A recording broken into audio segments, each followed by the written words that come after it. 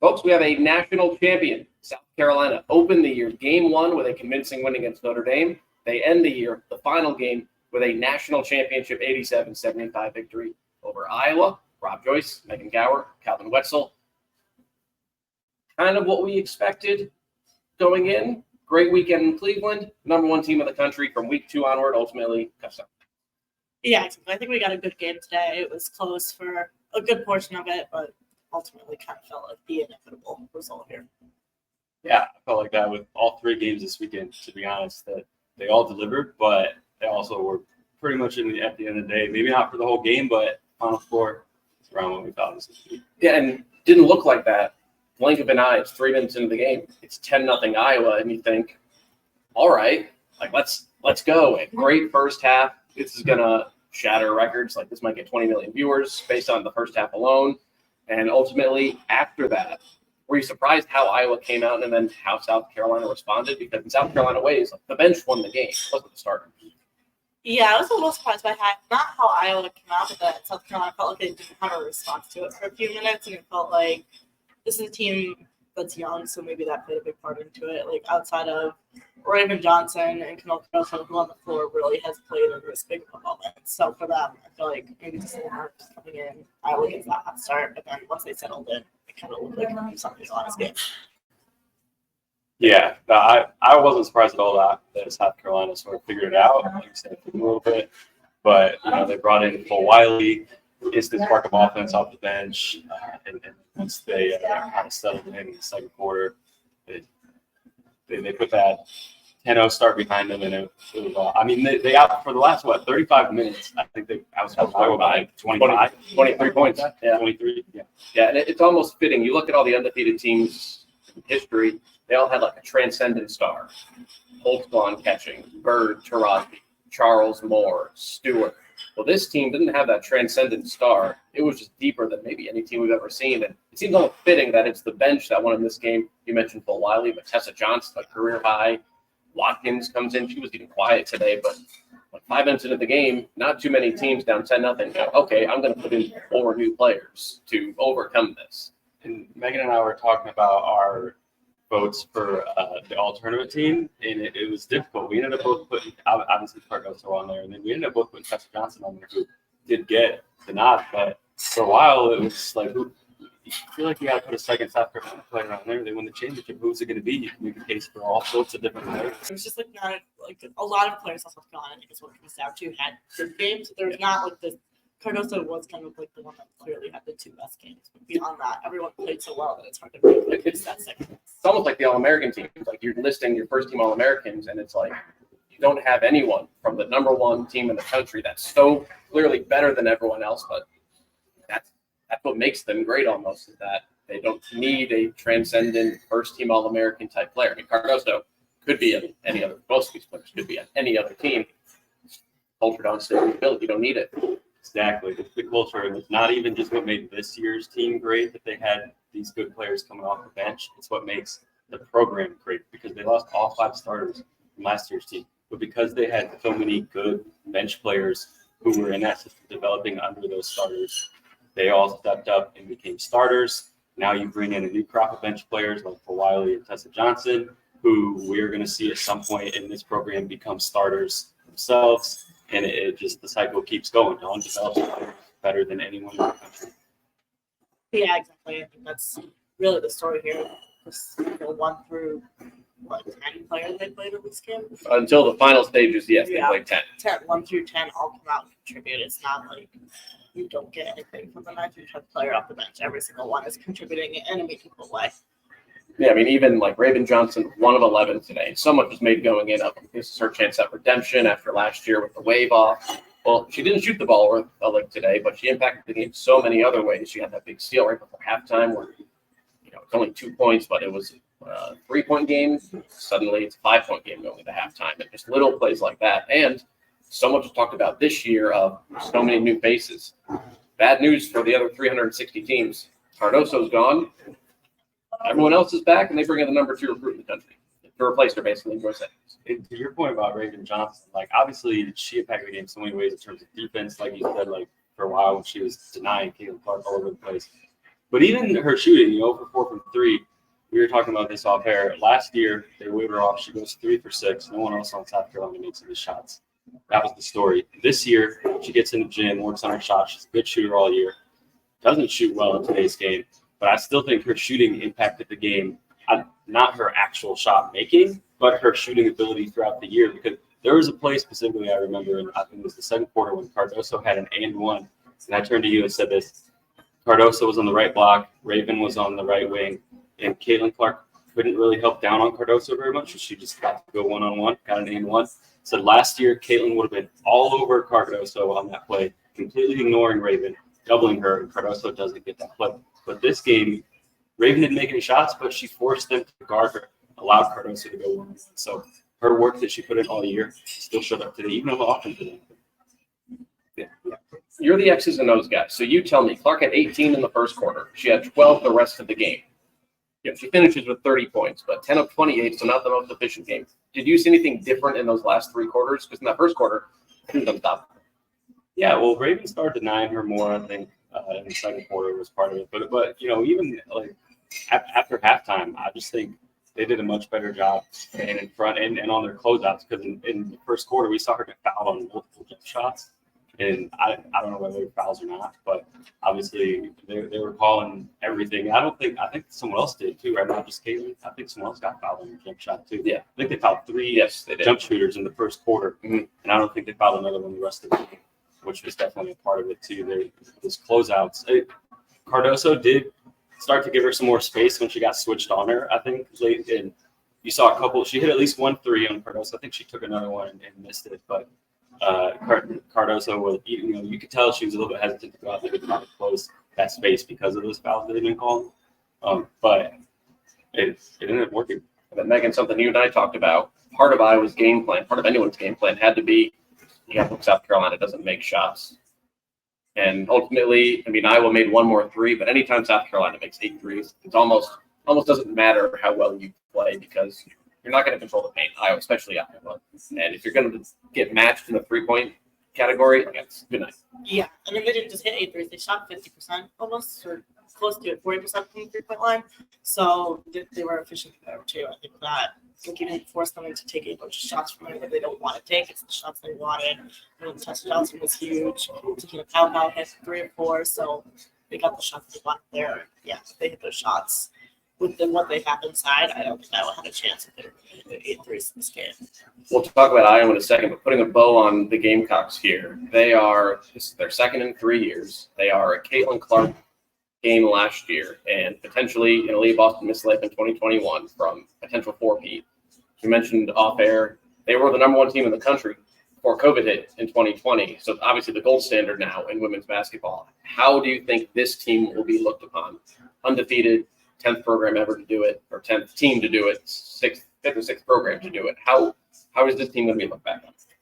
Yeah, I think this team in particular, especially from the youth, is going to be looked at as kind of, I don't know if cementing the status of South Carolina. I think clearly with Asia and before that, they were top programs, but this kind of establishes them as very clearly part of that top group and quite frankly the top program right now. It's a dynasty. It's officially a dynasty. Calling it? Okay. I know people love to throw out that word and argue about it or not. I don't know how you can argue it's not a dynasty. That's 3 in the last 7 tournaments, and 2 more Final Four exits, and then they just had a blip in the radar with the Sweet 16 run when all the freshies the year before the freshies came in. So, yeah, national champs, and they're going to be the overwhelming favorites to do it again next year. Because, again, everyone not named Camila Cardoso comes back, and they bring in number 2 recruit, another highly ranked class. Good luck to the rest of the country. Okay, Iowa side. Okay, this is a very identical box score to last year's win over the Gamecocks. What do you make of their effort today? And obviously, there's so much hype around the Hawkeyes that now, just like that, it's over. Yeah, this program still got to back-to-back for the Final Four, so I think that can be overlooked. Right? Caitlin did that for that program. They didn't get the title, but I think that was kind of the expected outcome today. But Caitlin goes out with 30. She still goes out. It's just going out with being a huge part of why this game is going to get whatever millions of viewers it gets to when the numbers come out. I mean, there's obviously a lot of question marks about where Iowa goes from here, but I think they've established themselves as a place that people talk like some regard that they wasn't there before. Yeah, and it's not just Caitlin Clark who leaves for legacy. Like, look at Kate Martin, Gabby Marshall have been playing there for 4 or 5 years, and all 3 of those players played every second of the game until the last 20 seconds when they got Molly Davis and everyone in, which, by the way, really cool for Molly Davis to go get on the court after what happened to her. I thought that was cool. But it's just an incredible legacy that whole class. Obviously, that Caitlin Clark, but all of them leave. Little, I don't want to say insulting, but it was always from a national perspective. Caitlin Clark and a bunch of, for lack of a better term, nobodies. Well, Kate Martin could play on my team any day. Tough as nails. Monica Sonano last year, 2,400 points in her career. Yeah, that's not Caitlin Clark and a bunch of nobodies. Gabby Marshall, defensive Gabby Marshall this weekend, was spectacular. And Staley. And she's coming back. Right, and she's coming back, and she's now, you think of Iowa, and obviously think of all the points that they scored. I don't know what to expect next year because you think, as of right now, transfer portal, freshman, all that, we'll see. Like, she's the centerpiece. It's obviously a little different than Caitlin Clark chucking 25-footers. Yeah, it's definitely have to be a different game plan, but I think we've seen a lot from Hannah Staley this weekend. Like, it's a lot to look forward to, and she held her own really well against Leah Edwards. She held her own, I thought, pretty well today against Camila Cardoso. She has quite a size disadvantage in that matchup, so I don't know, but it's a lot to have any more, I think, that she'd have today in that matchup, so this feature's great there. Caitlin Clark, your GOAT. I agree with what Don Staley said after the game, that she is one of the GOATs. I would not say she is the GOAT. The most skilled offensive player we'll probably ever see. And you can, if Caitlin Clark is your personal GOAT, I can't really argue. The numbers are overwhelming. If she's not, which she's not mine, I don't think there's pros and cons to both of this, right? If she would have gone to South Carolina, probably wins the national title. She also probably scores 2,800 points instead of 3,900. So it's a fun debate. I don't hate anyone who says she's the GOAT. Again, don't at me. But I think we're in consensus here that she's probably one of the 5, certainly 10 best. That I would say 10. I think 5 probably would start for sure, but 10. Fair enough. So overall this weekend in Cleveland, the TV numbers, outrageous. What did you think of the atmosphere? Today was sold out. The weekend was sold out. There's a bunch of people all around. If you go within a quarter-mile radius here in Cleveland, it's all women's basketball fans. I think that's great. And that's obviously like what it should be, right? The Final Four is the biggest event of the season. It should be filled. It should be sold out. There should be people excited about it, but it's great to see it actually happen. And there are so many people who aren't here in my life who I don't actually think really follow sports in general, especially not women's basketball very much, who are texting me like, "Oh, dude, you're at this game. I'm watching. It's so fun." Like, everyone's invested. Everyone. Yeah. The biggest thing you can say about Caitlin Clark, and I know that there's other factors, but let's be serious, largely her. A lot of people interested who didn't care. So the challenge now, not even just to Iowa fans, but to women's fans in general, Caitlin Clark isn't in college anymore. Come back. Go to the games. Turn on the TV, because Juju Watkins, Hannah Hidalgo, Paige Beckers, name all, everyone in South Carolina, minus Camille Cardoso, Malaysia Full-Wiley. All of these players are superstars, and they're electric and dynamic. And sure, they don't make 28-footers all the time, but they do things that are just obscene as the women's game continues to grow. So my challenge to folks is, sure, maybe Caitlin Clark is your favorite player. Come back next year and find a new one. Yeah, exactly. There's so many other great players. So Caitlin's gone, but there's a million other options to follow. Not just one. That's how the game grows more. Yeah, I was on a pod the other day with Miles Ehrlich and Owen Pence. I forget which one of them said this, but one of them said Caitlin Clark is a great gateway drug. I hope that comes to people who got the foot in the door because of Caitlin Clark. Well, like you said, stay. Yeah. So as we wrap this up, great weekend in Cleveland. Tampa next year, hopefully it's a little warmer than it was here this week. But as you look back at this season, South Carolina was obviously the number one. Caitlin Clark might be the number one story to many, but South Carolina, South Carolina's the number one story. Almost under the radar. Dawn Staley's the number one story. Yes. Dawn Staley. Let's talk about her before we wrap up. It's one thing that, yes, the program revamped, reloaded, and went 38-0, whatever it was, 39-0, whatever. That's Dawn Staley. And now I know like Kim Mulkey has one more title. I'm ready to put her right behind Gino and Pat, and it might be Dawn number 3, especially knowing the potential of what should be coming in the next 10 years. Yeah, I agree. I think with the sustained success rate this program has now been, it's unbelievable for close to a decade. It's just probably close to a decade at this point. So yeah, I feel like the sustained success, 3 titles, she's been right there thanks for the rest of the period. They're doing it in an era with more parity than what we had a decade or 2 decades ago. With so many more programs across the country invested in women's basketball now and trying to compete, and they're still just outclassing everyone in the country year in, year out.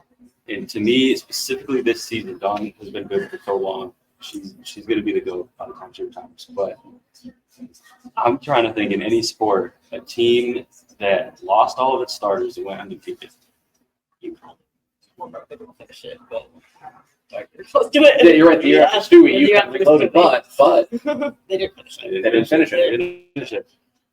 Has anyone done that in any sport? Probably have it somewhere, but off the top of my head, I can't think of it. And so, in terms of the coaching job that she did specifically this season, obviously she's been good year in, year out, but this is one of the best coaching jobs this season in any sport has probably ever seen. And something that wasn't talked about, because again, like first headline for many is Caitlin Clark. The second one was LSU is the defending champs, and they're more boisterous, they're louder, they're a lot more, you either love them or you hate them. Than South Carolina, they just do their thing.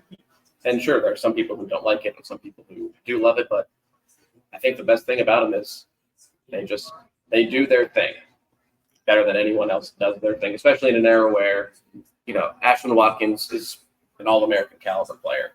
She's stuck around and is willing to play 14 minutes off the bench. Right. Bree Hall waited her turn 2 years to be a starter.